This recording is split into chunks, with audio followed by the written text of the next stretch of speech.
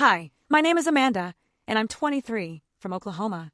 I grew up smelling old money, the scent of mahogany, aged paper, and pure, self-satisfied affluence. My parents, Marcus and Evelyn Thorne, were obsessed with their image. My trauma wasn't sudden. It was the slow burn of emotional abandonment disguised as relentless perfection. My feelings were just static on the grand symphony of their success. The scar came at 15. Relentless bullying at boarding school. When I finally told them, my mother waved a dismissive hand. Resilience is key, darling. Develop a thicker skin. My father grunted. Don't bring your petty squabbles to us, Liam. We have actual problems. In that moment, I knew the bitter truth. They value their image and comfort more than their own child's suffering. I retreated, but I learned. I played their game, went to their schools, and interned at my father's bank. They saw an heir, I saw a target. My father, Marcus, was defined by his aggressive growth engine, highly leveraged, high-risk tech investments funded through opaque trusts.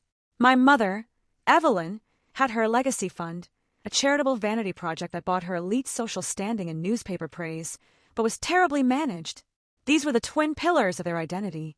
My revenge was nonviolent, meticulous, and financial.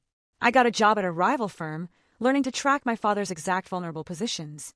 I started quietly shorting the volatile tech companies he was heavily leveraged in. Not enough to crash him, but enough to create tiny, persistent leaks, minor margin calls he'd meet, oblivious that his unpredictable market dips were orchestrated. For my mother, I advised her fund, subtly steering its liquid assets into complex, opaque offshore accounts and introducing new accounting software that miscategorized expenses. Her fund became a legally compliant, but highly messy, disaster waiting to be exposed. She praised my dedication. I waited for the market volatility. When the indicators screamed correction, I moved. I initiated large, coordinated short sells against the sector Marcus was drowning in, legally encouraging my professional network to follow my well-researched lead. The leverage positions amplified his losses tenfold. The market didn't just dip. His aggressive growth engine imploded. He lost tens of millions, forced to liquidate family capital. His pride was replaced by cold, desperate panic. Next, Evelyn. I anonymously leaked an insider tip, just enough breadcrumbs, to an investigative journalist about the funds, potential irregularities, and opaque offshore dealings. The media, already circling Marcus's demise, pounced. The allegations weren't criminal, but they exposed gross mismanagement and self-serving vanity. Her board seats dissolved. Her social standing, her entire identity, crumbled under the weight of public humiliation. I never contacted them. My revenge wasn't about them knowing who did it. It was about them feeling it.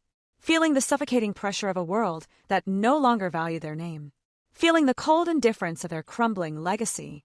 They taught me the language of finance, the art of the long game, and the value of ruthless, cold calculation. They handed me the very tools I used to strip them bare. The weight of my own scar remained, but now it was shared. And in the silence of their ruin, I found a strange, terrifying peace.